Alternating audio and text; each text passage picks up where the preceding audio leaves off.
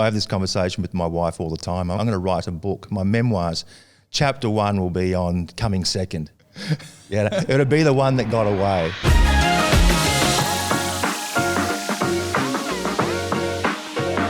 Hello and welcome to MVP, the Marketer's Most Valuable Perspective, a podcast by Dear Storyteller and State of Social. We are recording live at Optus Stadium.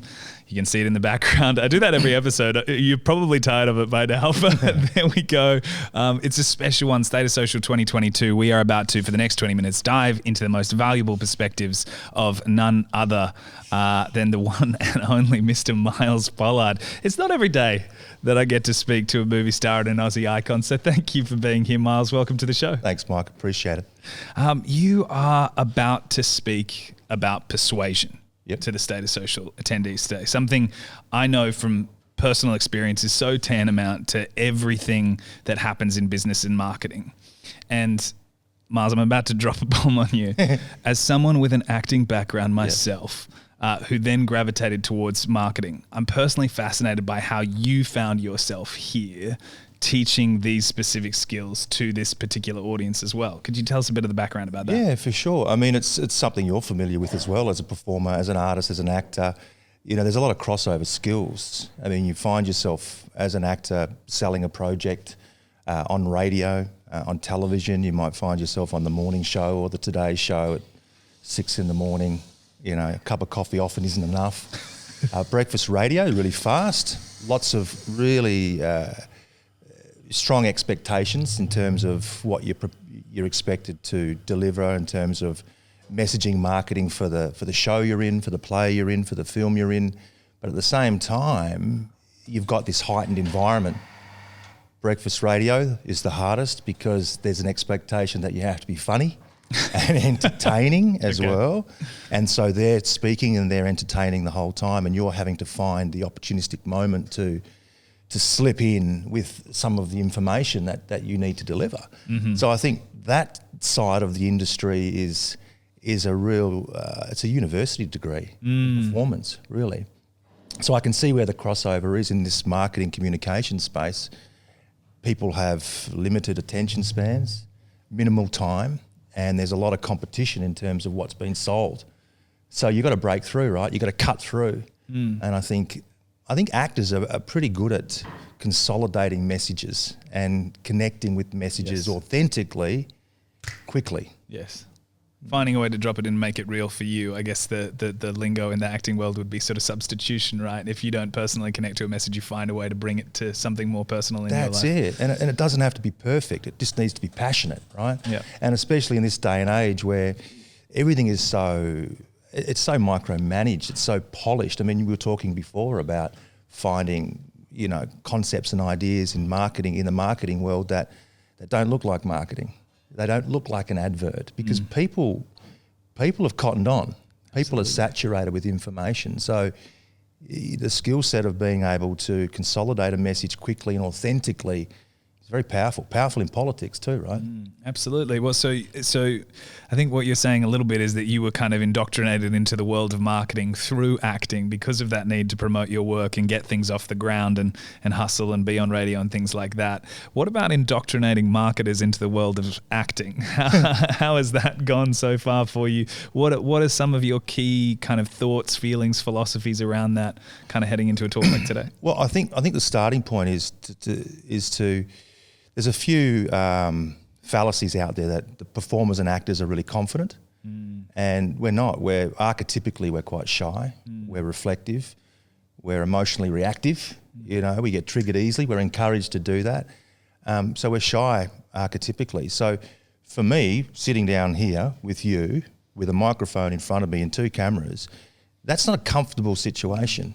So I think what I'm trying to help marketers with is the idea that it's okay to be uncomfortable. It's okay to find this environment uncomfortable. But how do you become comfortable in that uncomfortable environment so that you can deliver messages really confidently and clearly and influence people? And there's a whole process, just technical process. It's not too abstract or bohemian. It's actually quite scientific to be able to get yourself into a comfortable position so that you can perform in that moment. That's what I want to try and impart to some of these marketing people.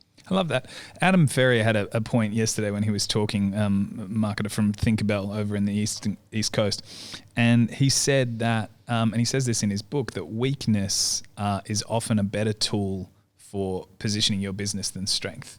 Because if somebody is perfect and capable and just consistent the entire way through with no chinks in the armor, they can come across as kind of cold and unapproachable. Whereas if you have a mistake, it can actually kind of make you more likable in a way. Completely. Like, fallibility is human, right? And no one cares if you make a mistake if you don't care. But what we tend to do habitually is when the brain, inner monologue, the way we think, you've got an inner monologue going on at the moment. It's like, who's coming up next? How much battery time have I got in the cameras? When's my session? I think we're thinking the whole time. But sometimes that inner monologue can self-sabotage. You can become crippled by some of these negative feelings. So if you feel you made a mistake, what people tend to do, the layman at least, is showcase that mistake. Put up a few red flags, either physically or emotionally, to tell the audience that you made a mistake and that you're apologetic. Right. But in the acting world, we learn very quickly to filter, to be able to not show some of that so that you can continue with your messaging. People still see the fallibility. They see the mistake. They see you stutter. They see you searching for the next idea. Sometimes whole bit. It's that ability to make it part of it. Yeah. Like make the mistake part of the world. Last year here at State of Social during my workshop, there was a slide that I presented on worldview where before we'd done the presentation, Claire and I had sat down and she'd said, you need to take out a lot of this text. You know it. You don't need it up there. Don't read it. Took out all the text on this slide and we got to it and I just blanked. And I was like, huh, that's fine. Don't worry. We'll come back to it. And we came back to it at the end. Nobody was talking about the worldview slide. It was fine. They had a great time. The world will keep turning and, that people can relate to it because it reminds them of their own humanness. Myles, you've been described in the past as someone who brings an incredibly positive energy with them into a room. And I've no idea if that's something that you feel like you've learned how to teach, but that idea of presence and that idea of energy, I feel is incredibly important when it comes to building relationships with other humans quickly, which is so much of what I believe persuasion is about. Are there any kind of conscious ways in which you feel like you've been able to train yourself to control the energy that you bring into a room? Yeah, I think so. For someone like me who, for most of my life, I was probably, I wasn't as open-minded and, selfless as I'd like to have been. I think the skills of being able to take your attention off yourself and actually be really interested in what people have to say and have the capability to actively listen and find it interesting and not be concerned with what you're not doing has taken me, quite a long time to develop. But as soon as I've learned that, it's really powerful, especially for someone like me. I'm quite shy archetypically. I'm quite reserved and reflective. So being able to technically observe and look for changes. And I learned this as a filmmaker in the editing process. You watch how they cut a film together, a TV show or an advertising campaign. It's on the changes. It's not on the constant. It's when someone reacts or someone shifts. It's the pivot that's interesting. Yeah. So for me, and I'll be talking about this in my workshop today, is if you observe changes in people, like you smiled, you nodded, and your behaviour's changing, now you're feeling a little self-conscious and now you went to your thing. So I'm now not thinking of me. I'm thinking of you. He's good, ladies and gentlemen, he's good. And that's it. And it's a really simple tactic, but it's a tactic not just in terms of being able to engage people, or you called it presence, but it's about helping you stay present and stay connected with what's happening in the moment, because it's in the moment that's where the gold happens. I mean, I'm getting shivers now thinking about it because I know that intrinsically that it's the mistakes, it's the things that you can't predict that happen in the moment that are exciting, not just creatively or imaginatively or socially, politically. it's the unattainable, right? It's the chaos that's interesting. That's so fascinating. I remember this story back in drama school where it talked about this sort of horrible rendition of the Scottish play. We're not in a theatre, so Macbeth being rehearsed, and that all of the performances were so canned, and then all of a sudden in the middle of this rehearsal, the actor playing Macbeth froze and then went, "Fuck!" And everyone looked around. The director said that was the most interesting thing that happened today, because you were really, at the moment, there were real stakes. Totally. And I think that idea of turning your attention off of yourself and onto somebody else, having that, being in the here and now, not worrying about the future, not worrying about the past, is so important to communication. I think you're bang on. Thanks, Mike. Awesome. Yeah. I'm going to ask 2 more questions specific to you, and then we're going to jump into our quick fire questions.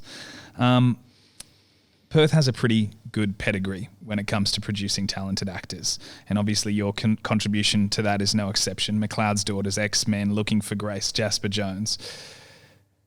You're a Perthian who has spread his wings, got out, seen the world, and then you've come back.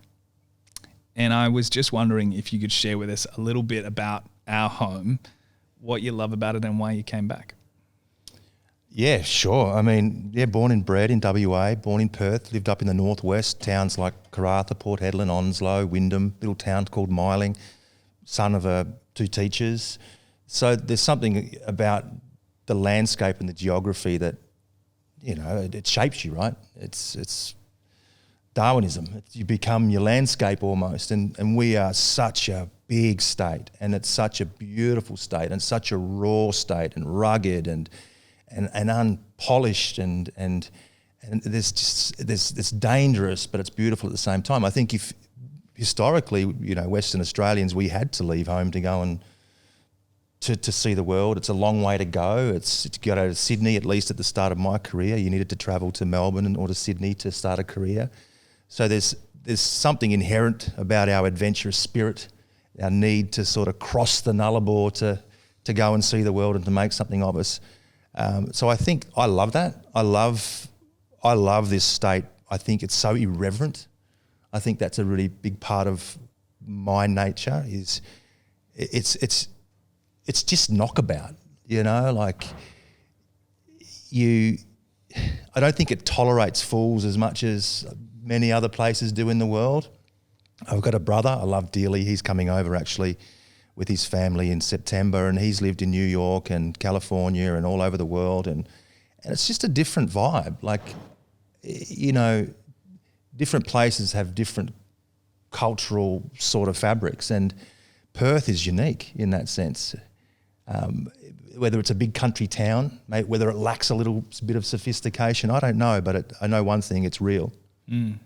I love that. Tourism WA, if you're listening, next campaign, lock it in. It sounded like awesome. A campaign, didn't it? No, it was eloquent. You talked about actors being able to distill ideas into a nice microcosm. That was beautiful. Okay, my last question before we jump into the quick fires. Myles, I'm not going to lie. This is a little bit of a stitch up. Okay, here we go. Look out. But I know you've just spoken about irreverence, and you're a pretty good-natured guy. So I was wondering if you could tell us the story of the audition for Lord of the Rings. Oh, God. I know something. Oh, no. How close you got, and if that moment sticks with you, and if you learned anything from it. I have this conversation with my wife all the time. I'm going to write a book. My memoirs, chapter 1 will be on coming second. Yeah, it'll be the one that got away. But look, you live and learn by your mistakes. I auditioned for Faramir, actually, which was cast by David Wenham. And I didn't know much about it, but I did a great audition, went off and did some work with Bell Shakespeare, travelling around touring Australia, doing an Indigenous version of Romeo and Juliet's, Indigenous family, white family. Feeling pretty cocky when I got out of NIDA. I was pretty confident, pretty narcissistic, pretty egocentric, all of it. Just felt the world was my oyster, and it was inevitable, right? That I would be off to Hollywood, all these sorts of thoughts. And so I'm waiting for I get a call back. So they fly me back to Mulliners in Sydney, and I've got this in the bag. I'm born for this. This is I'm ready for this. And I knew I did a great job. There's no question I'd done a great job.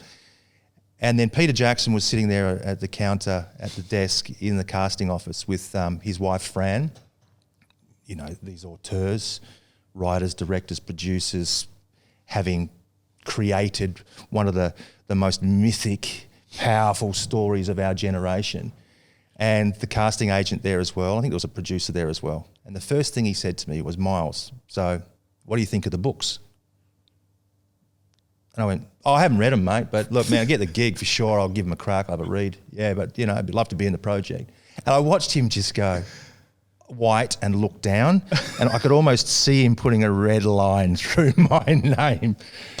And that was a very, very big lesson for me, which was get out of yourself, start thinking about, I mean, it took me a decade, as soon as I started filmmaking myself and started writing and directing and creating and producing, to see the scale of these productions and what it means to someone and why they're investing so much time. I mean, you want to walk in there as the actor and go, "I've read all 3 books.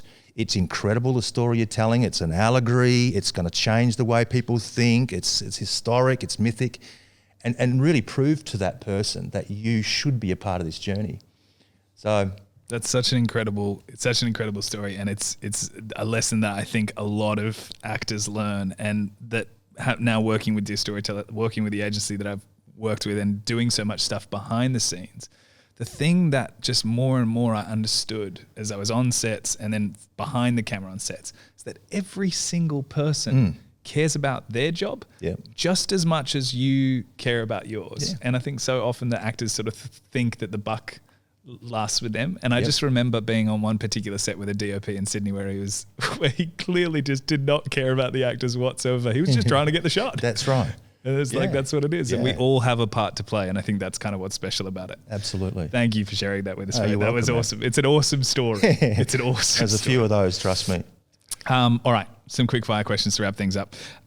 Where do you go to learn about, I'm going to open this up, business, marketing, communication, or persuasion? I wish I had a more sophisticated answer, but Dr. Google, pretty much. Yep. Yeah. I mean, I remember when COVID first hit, and a lot of my corporate training work and even a lot of the workshops that I run was outsourced through the admin, and you know, the world changed and I decided to do it myself. So I had to learn how to use MailChimp. I had to learn how to use WordPress and databases and spreadsheets and things like that actors don't know anything about, right? So it was just self-discovery. It was getting online. It was doing workshops. It was researching, and it was trial and error. It was laborious. It was hard. Any teachers that made it easy over the course, or any standout resources? Not really. Yeah. No, I feel like I've sort of just on that grind. Yeah, gathered it intermittently. It's something I'd like to do more of is get into that space and do some more specific learning. We'll sort you out. Yeah, sort me out. What's a small brand you love and why? So it's not a small brand, but I love it. Kathmandu. Why? Because I just think they nail their story. You know, I mean, I don't know. Am I allowed to talk about another? Sure. Yeah. Why not? I mean, for me, it's also my story. I like the adventurousness of it. I like the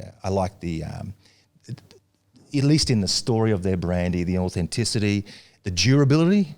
I like things that last. I like things that have been created to last the test of time. I just think there's a real adventurous spirit to that company, to that brand. I love that. If you could spend 4 hours with any speaker, communicator, or creator in the world, who would you choose and why?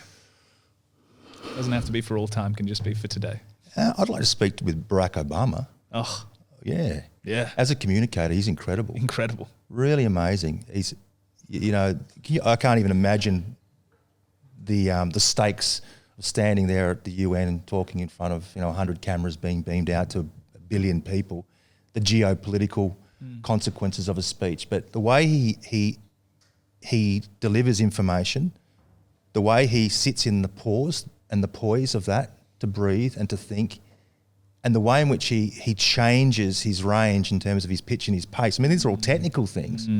It's just so engaging. No, it's masterful. You're right. It really is. And he seems to have a really, some sort of moral backbone going on as well. So Barack Obama would be interesting. If you haven't ever had a chance to see it, the Democratic conference in 2004, before he was even announced as running for president, that speech where he says, there is no blue America, there is no red America, there is the United States of America. Yeah. It's one of the best speeches I've ever seen in my life. And it does everything that you're talking about there. And the other thing that I love about Barack's style is the way that he weaves his story into a larger kind of narrative as well. Amazing. Brilliant. Okay, last couple of questions. Is there? I'm going to go with this one. Is there an emerging customer behavior that you think will be highly influential over the next decade? Now, I know that this might not be your area of expertise, but even if it is a communication behavior, if it's a style of presenting, or if it's something that you're seeing in your space that you think will be influential, an early trend you're picking up on? I think the nature of the economy and the world economy and, labour supplies, all these sorts of things, geopolitical, what's happening in the world and inflationary pressures and all that, I think what's going to happen is that consumerism is going to transform. I think people are much more aware of the pitfalls of globalisation and consumerism. So I don't think we were up until about 5 years ago, when we have no manufacturing and suddenly we're cornered. Our economy is cornered because we're beholden to other markets, and suddenly we're held to ransom because of whatever's happening politically in other countries. So how that translates to a consumer, I think my belief, my hope anyway, is at least that people will demand more from their products. I think products will get more expensive, but it's already happening with food, with fuel prices and the like. But buying something that's quality, my mum has a washing machine, a Maytag, bought in America, and I think it was 35 years ago, and it still goes. It was built to last. I mean, I remember as a kid having to take the tyres off and the rims off my BMX and clean them and change the gears. That was a part of the process of owning something. So you owned it to last. Yeah. So no more designing to phase out. That's right. Yeah. So what are companies going to be selling? I think durability, authenticity. And the right to repair, that kind of movement as well, right? Well, look what's happening with Apple, and there was all these legislation changes about where people can get their Apple phone fixed. And you avoided your contract if you got it fixed by someone else. I think that whole legislative thing will affect it as well. I love that. Okay, last question. When you think of the term prized possession, what's the first branded thing that comes to mind? And while you're thinking about that, the follow-up is, do you remember a specific ad or piece of marketing that convinced you to buy it? Wow, that's a really good question. A prized possession that I bought as a kid or any time. Anytime. Why did I buy it? One. I remember buying a Swatch. Remember the Swatches in the 80s?